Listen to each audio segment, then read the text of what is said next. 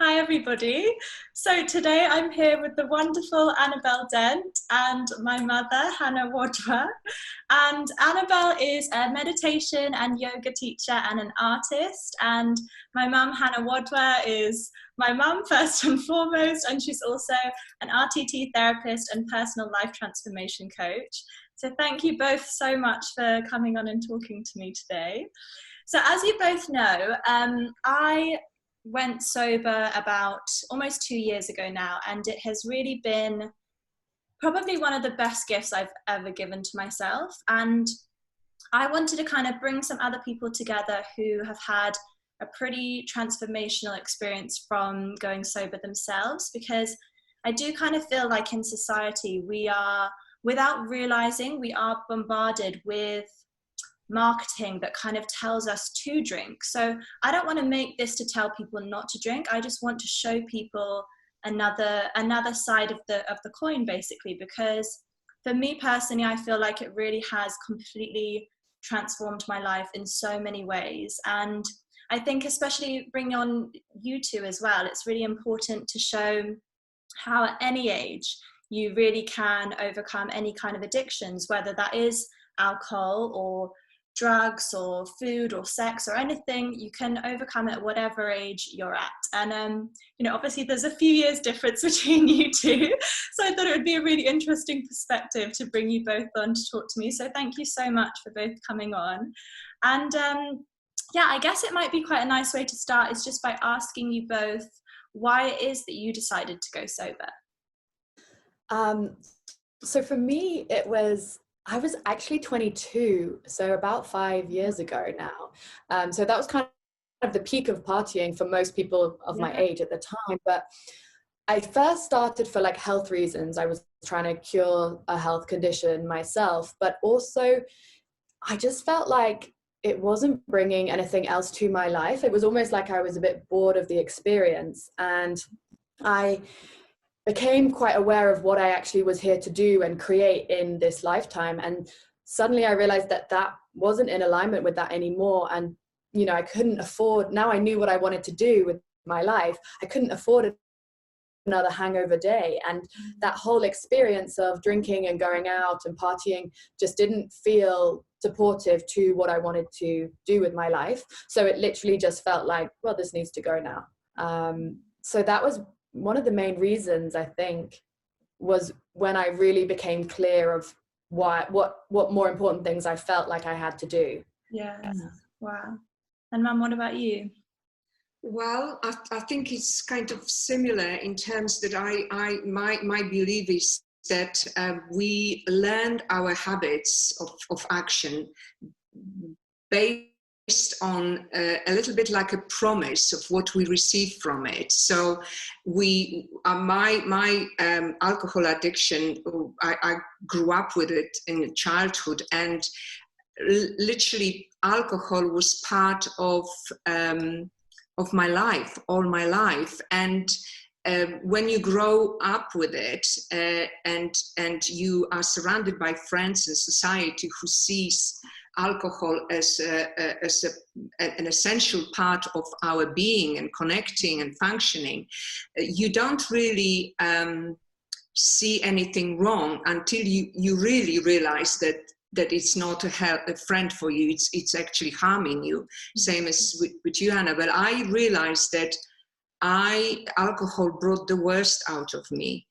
And I think that when you grow with spiritual awareness, you really start becoming an observer of your behavior, and therefore become much more aware how you just jump out of or disconnect yourself from yourself. And I personally think that I noticed how much I became a hostage. I love that expression, you are a host to love or God, or hostage to fear and ego. So I definitely, when I consumed alcohol, I became hostage to ego, and my behavior became much more aggressive. I think that all our shadows become much more exaggerated because we come from the place of fears.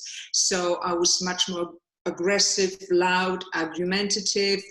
And before, I would not even notice that because I would be too drunk. And then even if I did, I would go to bed, have a hangover, and then I would just think, well, was I behaving badly? But most of the time people were as drunk as me, so there was no comments. But as I said, when I became aware of it and I realized how much I hated that person who was this, whoever became of me after consumption of alcohol, and I also noticed that with age, unfortunately, it affected me even after like 2 glasses. So I decided that this is the end. And I think that also another thing I wanted to mention here is that especially at my age group, alcohol is very much associated with having a good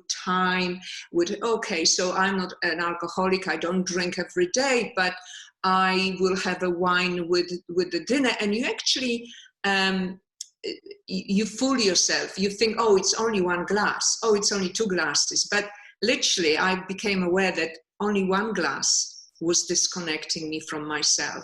So I think that it took a long time to get there, but eventually, like I said, any addiction, you have to go on your knees and realize it's not your friend anymore. And then you can sort of say, okay, I want freedom from it.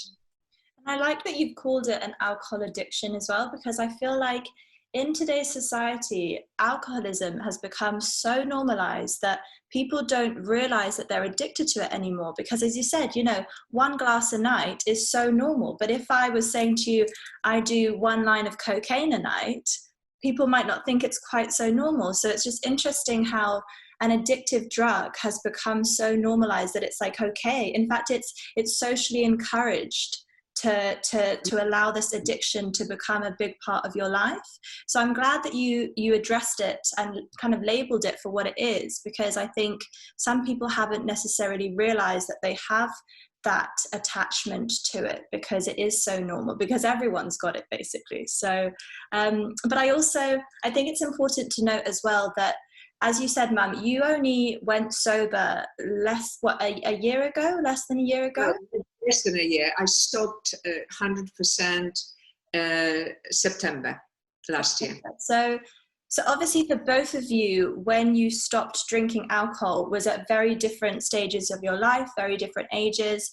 So I'm wondering, well, firstly, how was it that you were able to stop? Were you able to just do it the willpower way? Because I tried for a year to do it the willpower way and I couldn't do it that way. So I actually read a book which I speak so highly of. It's called The Easy Way to Stop Drinking by Alan Carr, which I'll probably link below this video for anyone that's interested. But that is the book that really, it changed the game for me. I don't know what it puts in that book, but it basically just rewired my brain to realize that this wasn't a treat for me. And there were so many realizations, but yeah, so that rewired my brain for me to be able to step away from that addiction. So how was it that you guys were able to separate yourself from this addiction? And also what were the hardest things about that? I guess for me, I did do it myself. But it was just when the reasons to stop were greater than the reasons to continue. So, I loved meeting new people. I loved dancing and socializing, but I recognized that I didn't actually have to be drunk to do either of those. And I actually found that the more authentic, real connections when I was sober and when the other people were sober were just much richer in experience. And, they were the connections where people remembered each other's names the next morning and you would actually make friends and see them again and stuff, which was cool. But the challenges, there was definitely a transition phase for sure, where I would kind of go out still. I still wanted to party with my friends. So I'd go out and I'd kind of say to people like, oh yeah, I'm trying not to drink at the moment. And by saying that, there was immediately room for persuasion. So my friends would be like, oh, come on, because people don't like it when you change and when you behave differently, because they know you as like drinking with them and having fun, because that's what we thought was fun. And even if you're not judging them for drinking, it's almost by just behaving in that way, you're almost holding up a mirror to them and their behaviors. And so they'd ask me like so much, why aren't you drinking? Why? And they couldn't really understand. And I sometimes would flip the question around and be like, why are you drinking? And obviously people they don't want to question why if they're not ready to make that shift. But once I became really clear of my own reasons, and I would almost prepare a line for when people would ask me, and once I truly believed it, and I was like, yeah, this is the reasons why I'm not drinking, and I really am strong in that, suddenly people stopped asking me and the pressure wasn't there. People just kind of knew. It was like energetically I was really owning my decision and my behavior, and people didn't even care, and I was having the best time. And so another thing that I did that really, really helped was I would sort of meditate before with an intention of high energy, and maybe even know that there was another friend who was also sober or something, and I would still have a really good time. And people would almost think that I was like on drugs because my energy was really real and so high. And the other thing that I found really, really helped was being more selective in terms of the nights I would go on. So when you're sober, you see and experience things very differently. And so if you're in just, you know, a crappy club, a horrible environment with no windows, where the floors are sticky, you're so rammed in, music is rubbish, like, if you're sober, like, there's no point in going. You know, people only have because they're not really there. They're not there. And so I suddenly became, yeah, exactly. So I suddenly was really selective in terms of, okay, I'm only going to go to nights where there's some really amazing live music playing, or where the company is amazing. I'm going with my best friends who aren't going to mind that I'm sober, or I'm just going to have such a good time with them because they're my best friends. I don't need to be drunk. Or I'd go to a beautiful environment or whatever it was. So then suddenly it was kind of easier to do. I love that. Raising so many points as well, in terms of, because that was one of the benefits that definitely came out of going sober for me, was that I didn't have that very low tolerance level for shit nights out.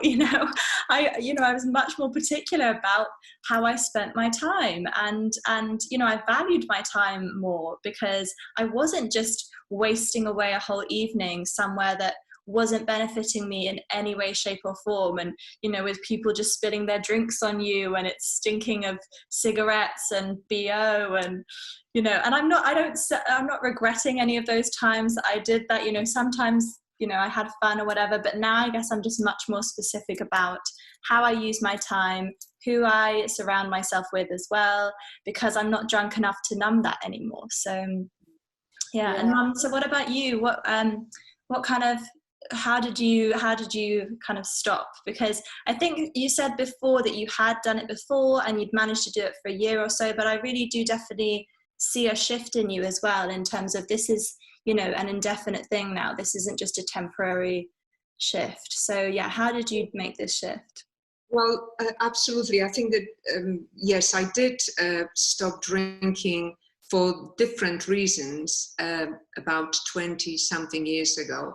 And I was very aware of the social pressure at the time that I had, because at the time I also was the soul of the party. I was the loudest, I was Polish, and I had always a glass of either vodka or wine in my hand. So I realized that when I stopped at the time, all my friends were actually not enjoying it. And in fact, my very good friend once told me that I'm not fun anymore as a non-drinker. And I felt guilty. But I then also realized that it was their guilt, that because when you stop drinking, everybody else suddenly starts becoming aware how much they do drink. But anyway, interestingly, I restarted drinking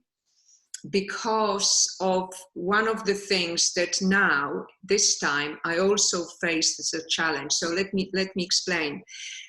In this process, as I said, I was very clear, I'm done with alcohol. And I was very, very happy, and I went through, so I stopped in September. I was very happy going through all the social Christmas, New Year, and I was absolutely fine. And it's interesting that the first challenge that I encountered was actually when I was in Spain with the friend. We invited a couple of friends from to join us in Spain. And in Spain, it's all beautiful sun, lovely atmosphere, and of course, a lot of very cheap cava. And this is the friend who joined me, was the one who actually told me that I wasn't fun before, right? So we are all here, plenty of alcohol, they are all drinking. And I remember sitting on this terrace, beautiful sunset, and there's this pop of the cork and the beautiful glass of champagne. And I remember my ego said, oh, that looks so good.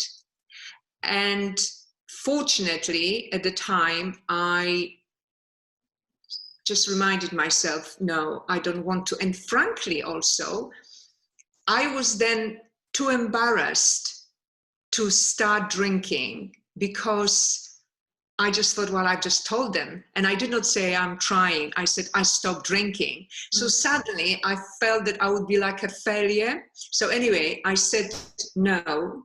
And what was beautiful is that I realized that it took me only one no and one moment of walking through my fear and feeling deprived. And afterwards, they were drinking for a whole weekend, and I was completely unfazed and very happy, just serving for them and enjoying so much the freedom from drinking. Because once you actually stop drinking, you realize how enslaving it is to be spending the whole day pouring the alcohol, and eventually, you know, you don't even taste what you are pouring in. So every time, every challenge that I had was more like a making stronger foundation for me. And then the second thing that happened was when I was on a beautiful cruise to Norway, and again it was cold. We were celebrating my husband's birthday, and everybody around the table had this beautiful bottle of wine, red wine, and a glass of red wine. And association for me of red wine was this comfort, relaxation, being nurtured. So I remember once looking at it and I thought, oh, that's strange. I really would fancy a glass. But I remembered I have to say only once no to it. So I said no. And actually the another association, I'm sharing all of that, I will explain in a minute, but another association that I had was when my husband and I were working very hard on something. We sorted out, we were actually working on sorting out our place in Spain, and we were sorting out maintenance people. We were organizing in a very short time, and agents were, so I remember at the end, we had a nice bottle of chilled Taittinger in the fridge, and I thought, oh, I deserve it. I earned it. I need to celebrate and be rewarded with that bottle, with that pop and the glass in my hand. And I remember I even asked my husband to hold me, because I said, I really, really want to open it. And he did not fight with me, but I just stayed present with myself. They took a few deep breaths and just reconnected to my true self. And I said, actually, no, I don't want it. It's fine. I don't need it anymore. And the final thing, this is what happened very recently. It was during the whole pandemic thing, because we are all facing with so much fear. And I remember I was going through a very low place of tremendous disempowerment, tremendous despair, and it got to the point of resignation. It's like, what's the point of doing anything? What's the point of life? And the depression that really put me down to my knees. And I just thought, oh, let's just get sloshed and forget about the world. And I'm sharing it because stress and fear and coping with my circumstances at the time when I first stopped drinking, that's what broke me, that I opened a bottle of, of bubbly, and to calm down, to relax, to numb the pain. And this time, again, I just took a deep breath. That's all that I have to do. Just say no to this moment, to this one glass. And I'm fine. And I'm giving you all these examples because I think that that's where I'm hoping that people will understand that challenges, it doesn't mean that, or wanting it doesn't mean that you are failing.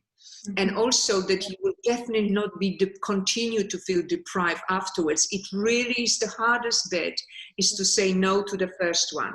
And then I promise you, it's easy.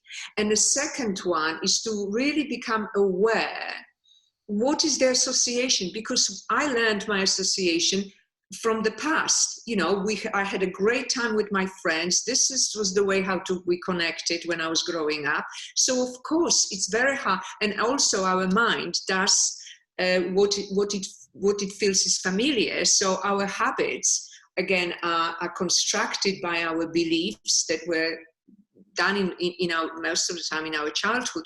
So I really, now, it's not that you are a failure if you have those feelings, I fancy it.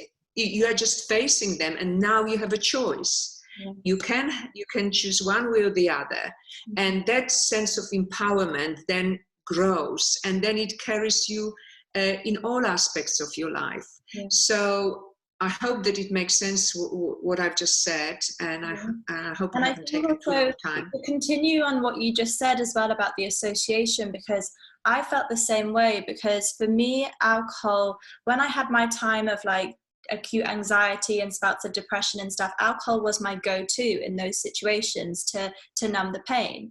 So that was the one thing I said to myself, and that's kind of what started the downhill spiral from, being able to enjoy alcohol to feeling like I needed alcohol, even if I wasn't drinking it even every day, but just I had this different association with it after that happened. And so now even when I don't drink, there is times when I feel stressed, my go-to, because it's still programmed in my mind, or when I'm feeling upset, is alcohol would make it so much easier. And to be fair, I do think in the short term, having a drink of alcohol would numb the pain, and it probably would make the situation easier. But that's the one thing that I say to myself, is I allow myself, if I ever really truly want to have a drink, I let myself have a drink. I haven't wanted to, but I'm allowing myself if I do want to.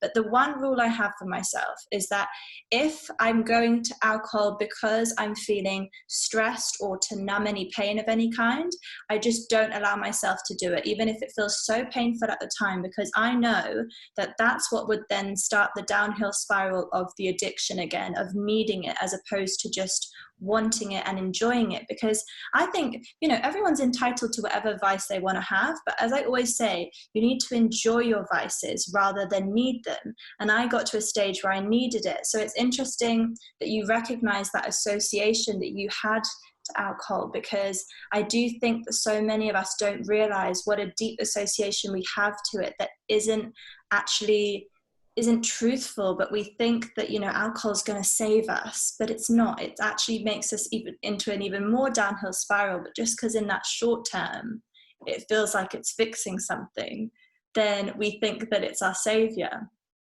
So, and I love as well what you said about the peer pressure thing, because that's definitely something that originally I found the hardest as well about stopping drinking.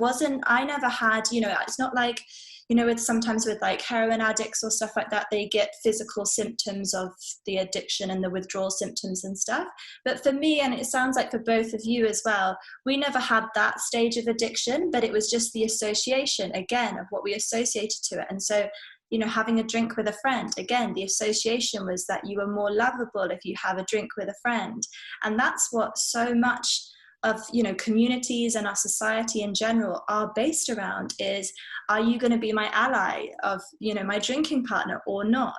And then you associate, okay, well, I'm going to be less lovable if I don't connect with them with that. But again, coming back to what you said, Annabelle, is it's like you have your eyes wide open to, but I can still connect with people, and then on a real way, when I don't drink, and it's me my essence connecting with that person.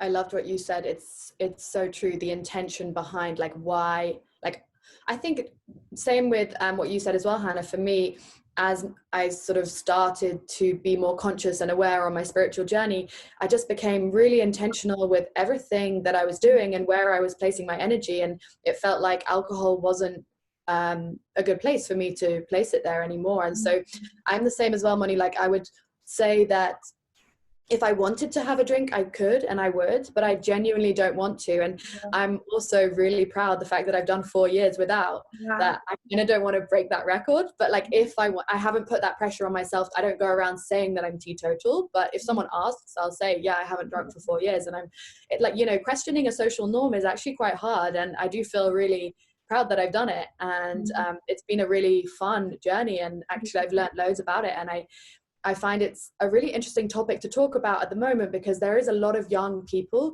who are wanting to shift their relationship with alcohol, I'm finding, and they don't quite know how to do it because, like you said, every social gathering, especially in the UK, but I'm sure among many cultures, revolves around alcohol. So people honestly ask me, like, what do you do? How, like, if you don't drink, what do you do? You know?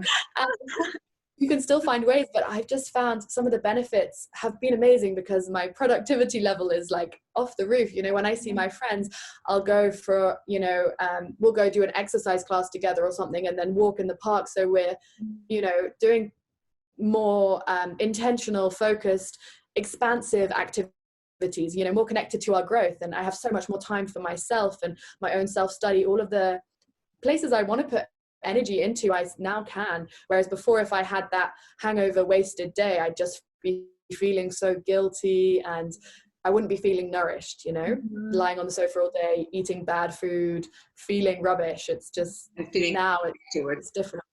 Yeah. I actually loved what you said about when you became clear, that when you stopped trying and you made the decision for yourself, suddenly there was no challenge from anybody else. And this is why I think that, this should be an encouragement for any young people, is that they shouldn't be doing it for anybody else but themselves. And they need to be clear exactly why. Because if you do it just because somebody told you that it was bad or whatever, it will never work. You really have to get to the point where and it applies to everything, whether it's sugar, whether it's any form of habit that literally harms you, is that you have to get to the point that you realize that you employed that habit as your friend, as a comforter. Like in my case, first of all, it was social connection, have a great time. That's my friend. Then it was my reward. I earned it, so it's my best reward. Another, this is why I need it. And then numb off the pain. And we need to get to the point where we realize, really? It happens in every therapy. That's what actually works with turning the thing around, is to realize that, first of all, that we are so powerful that we employed that habit for ourselves to serve us in any form. And then to realize that actually that habit is not serving us, it's not our friend. It's actually, and then the final one, it's actually harming us. And then we can say, well, I created you, I can let it go. And this is when you get that power, then it's very clear to say to people. I actually wanted to also add to it that in my case, you see, I also, when I stopped drinking this time, when people sort of say, oh, is it just for 1 week or so? But I said, well, I'm doing one day at a time, but I just want to stop completely. And I also know myself that I can't just do one. If I do one, I go for, then it grows to 2, 3 a week, and then it becomes the just kind of being a prisoner of it again. It happens with cigarettes, so I know I don't want it. And I also know that none of us have got anything but now. So I just say I am absolutely ecstatic that I'm free, and every day I can see the benefits of it. However, I give myself freedom of either side. And if, as you were mentioning, I think it's the most empowering. I'm empowered to decide every moment whether I take it or not. Yeah. The decision belongs to me. I think that's definitely one of the biggest benefits that's come out of sobriety for me, is the empowerment that I've received from it. It's so empowering to, as you said, go to a party and be dancing. Some people need that drink to be dancing. It's so empowering to realize that you're still so much fun without alcohol. You don't need that to be fun. It's so empowering to be able to make friends without your drink in your hand. There's so many beautifully empowering. And also, on a deeper level, it's so empowering to say no when you mean no, rather than you're so drunk that you say yes to something that you don't mean yes to. And it's so empowering to, remember your whole night. I'd have big blackouts of my night where I couldn't remember, and it would give me such anxiety because, that takes away so much of your power, because you literally don't know what you did for a section of your life. It's terrifying. So there's so many beautifully empowering things, I feel like, that come out of this. And, for both of you, as you're both healers in different ways. And I think for me, I definitely needed to stop drinking alcohol to have that deeper connection to myself as well, and, listen to my own truth. And I think for you guys as healers as well, that's important, not just for you as individuals, but also for the gift that you're able to give out to the world. So have you felt that shift within you, of that difference of just feeling more fully connected to yourself on a deeper spiritual way? Yeah, absolutely. Because I always remember that feeling of like having to catch up with myself, and I would just feel awful about myself in so many ways, because I think Hanna mentioned at the beginning as well that I wasn't being my best self when I was drunk, and I'm on this journey to, remember who I am and reach my full potential. And alcohol was doing the opposite, and it does create this very, for me personally, and I think for many others, it does create this real stagnation. There's not much growth that can come from that experience, especially once it's been experienced more than once. There didn't feel like there was any learning from it for me, or any expansion on any level. So I felt like it's given me a much, because I guess you have to be more real with yourself, and you have to notice where those insecurities are. And maybe at first there were some, for me when I was going out sober, for example, but then it forces you to address them. So you're growing and you're learning. And whereas before you could just keep covering it up, using it as a suppression tool and escapist tool, and not really having to face the shadows of yourself or the parts that needed addressing. And so, it's not, and of course, as you connect deeper to yourself, you're able to connect more authentically with others as well. And so absolutely, with my work, it's been really important. And because I don't want to show up teaching feeling like, not fully there in myself. So yes. Yeah. And Mum, what about you? Well, I absolutely ditto everything that Annabelle said. And when I started my work long time ago, I never drank on the day or sometimes even before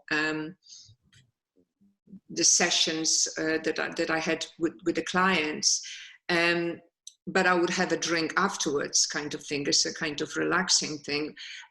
But so I was always aware that it did remove me from my core, from my essence. But I just kind of noticed and became so aware that now that I stopped, the difference of my connection to my core, to the love, because I've always maintained that the power is in our heart, in the love. But now I connect to it so much quicker. I'm one with it. I just take a deep breath and I feel it. It's becoming much more whole, encompassing.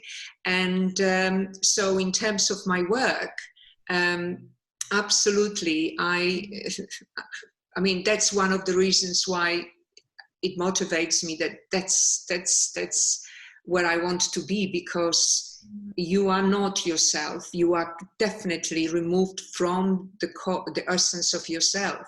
Mm-hmm. You are vibrate. And also another thing that happens is that you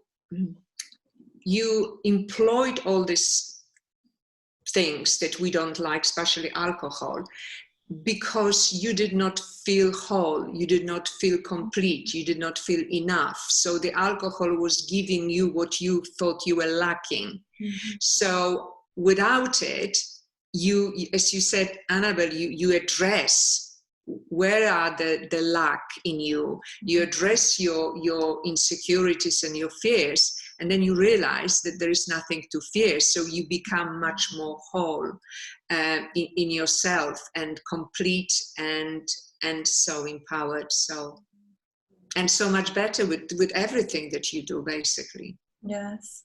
And I think as some people might be hearing this of me saying how amazing it is to feel more connected to yourself, but, you know, especially in times like this, I guess, some people might be saying, well, maybe I don't want to connect to myself. And I remember I used to think a bit like that.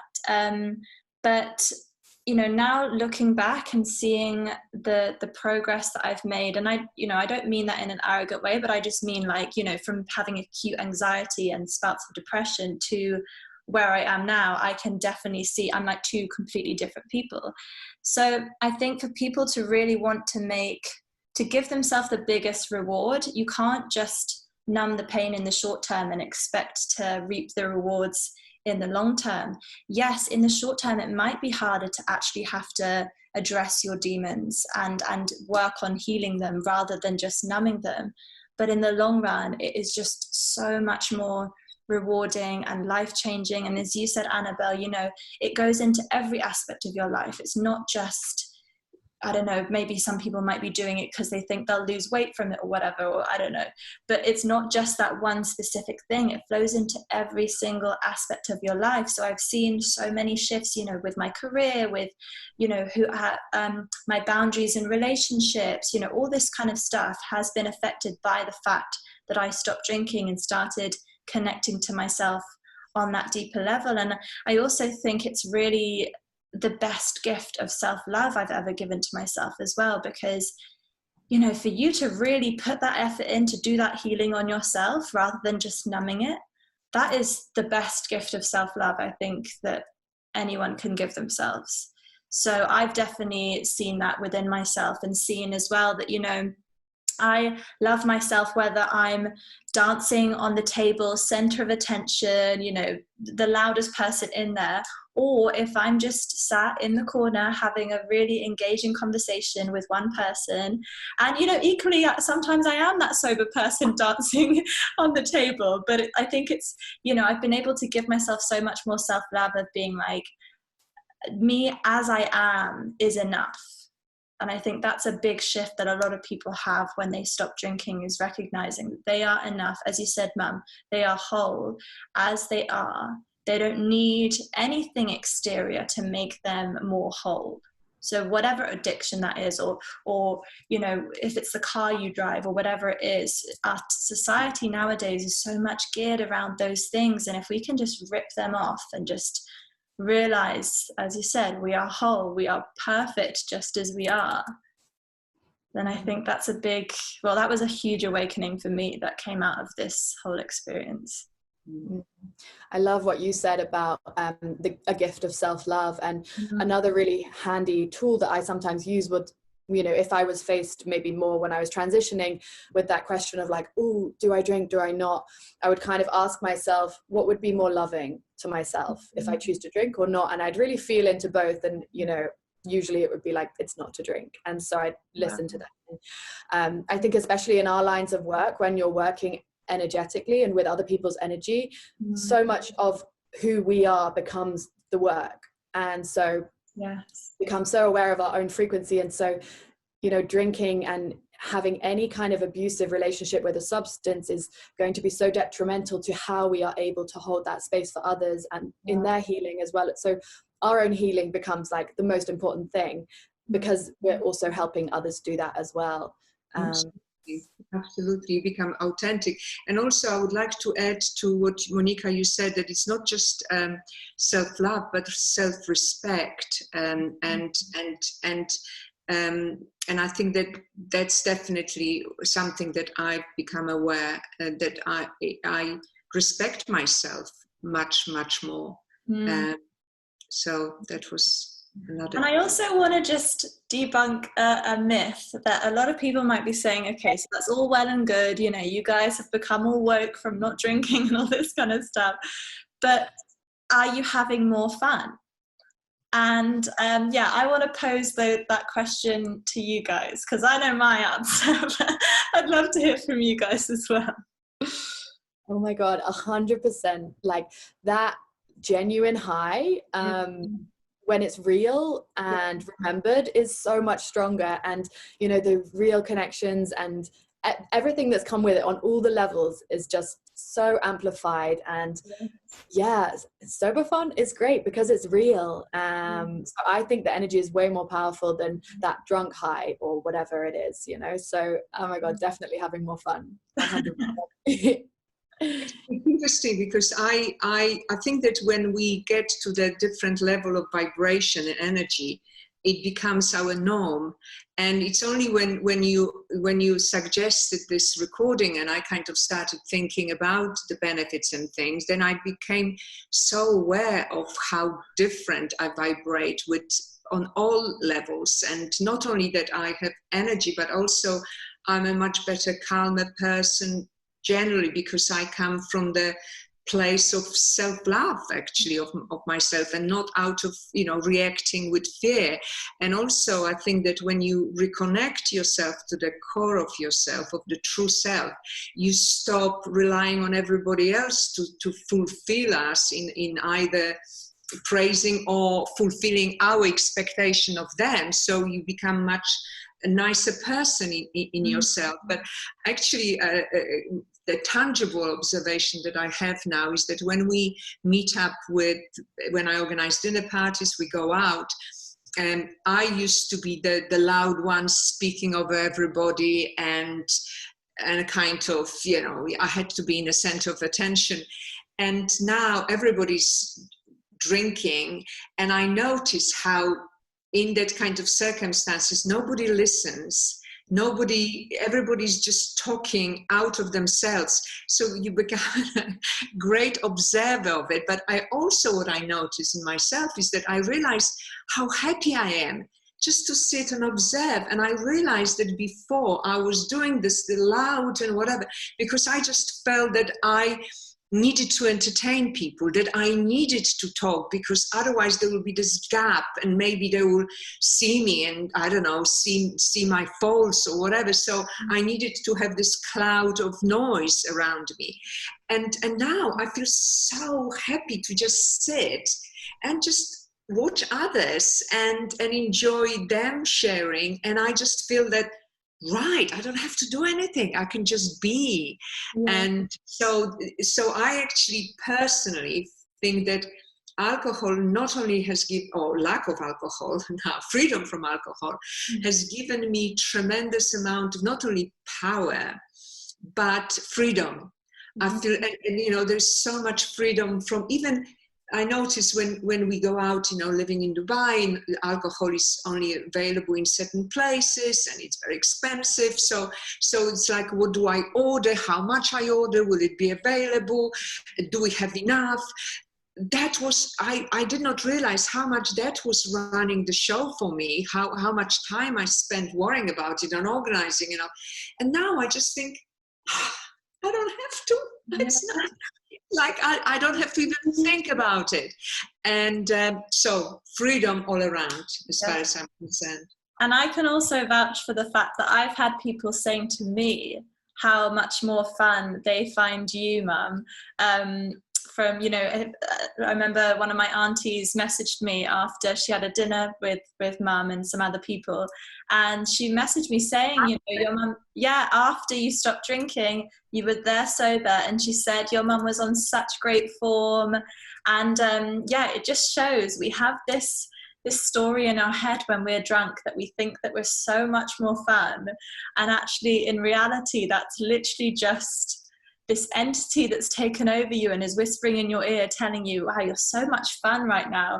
And cut to the reality is you know, with maybe alcohol all down your dress, you look a mess. And you know, from me working in hospitality as well, I've seen you know, people come into restaurants, and you know, these women and men that have their shit together, they're so suave, you know, so charismatic, all of that, they look great, and then I see them leaving, and you know, it's just two different people. And I'm thinking, do you really think that you know, that experience made you look better, or made you, you know, where is that confidence coming from? Because you definitely, from an outsider's perspective, looked a lot better at the beginning before you drank and all this kind of stuff. So yeah, and I'd like to also just put my 2 cents in as well, that honestly I am having so much fun now, so much more fun now that I've stopped drinking. And you know, I just came back from Costa Rica, where I went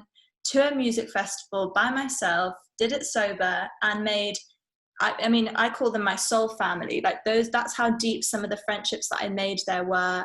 I danced for, you know, 8 hours straight some nights. I had so much fun, danced until the sunrise, went skinny dipping in the ocean at 8 in the morning after dancing through sunrise. And like, those are memories that I'm actually going to remember as well for life, and are so much more fun than if I got so drunk that I ended up, you know, passing out somewhere, or making bullshit conversation with somebody who I probably won't even remember their name ever again. So that's just one example of how I feel like the myth of, you know, if you stop drinking, you're not fun anymore. And yeah, so I definitely, as you can tell, I definitely vouch for the fact that drinking changed my life in only positive ways. And yeah, I just really wanted to, I'm so grateful to you guys for coming here and speaking so openly and honestly, because I really do feel like it's a conversation that, as you said, Annabelle, it's starting to happen. But I really, you know, I just want to embrace that conversation as much as possible for people to realize that it's not the, you know, you're not only going to be fun if you drink alcohol. That's, you know, marketing and indoctrination over years and years of years telling us that, and the same as with things like, you know, beauty brands and stuff, we're not enough unless we've got, you know, a full face of makeup, we buy all their new products. It's the same thing with alcohol. It's telling you you're not fun if you don't drink alcohol. You're not going to be confident if you don't drink alcohol. People aren't going to like you if you don't drink alcohol.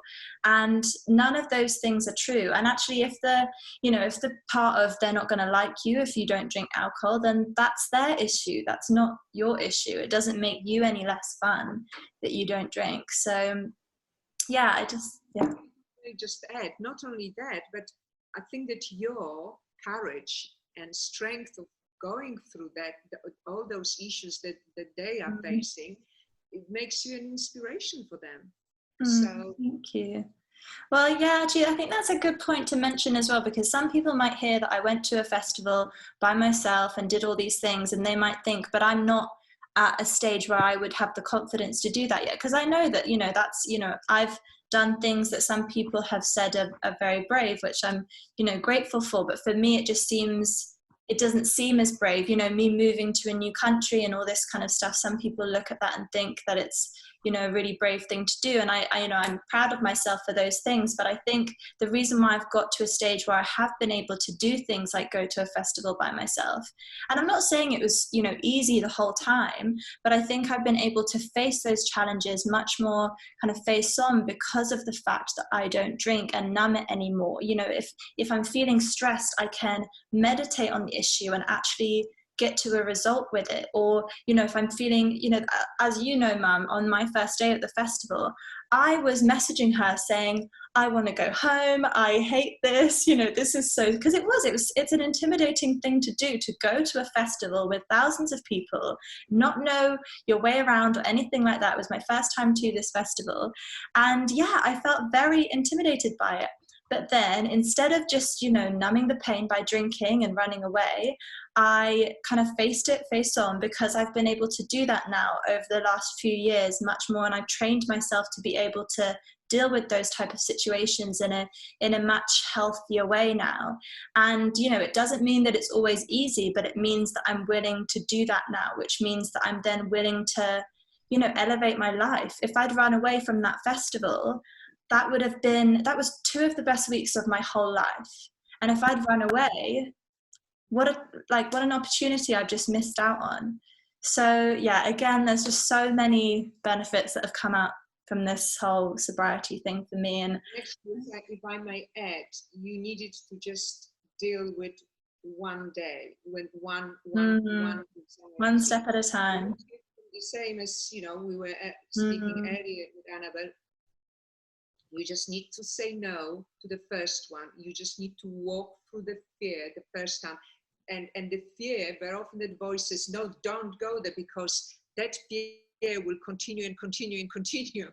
Whereas no, just walking through it, that's all that you have to do. The other side, there's just a wonderful opening and beginning of something so much more beautiful than you ever imagine. So but you can only do it if you walk through it. And I think in society we are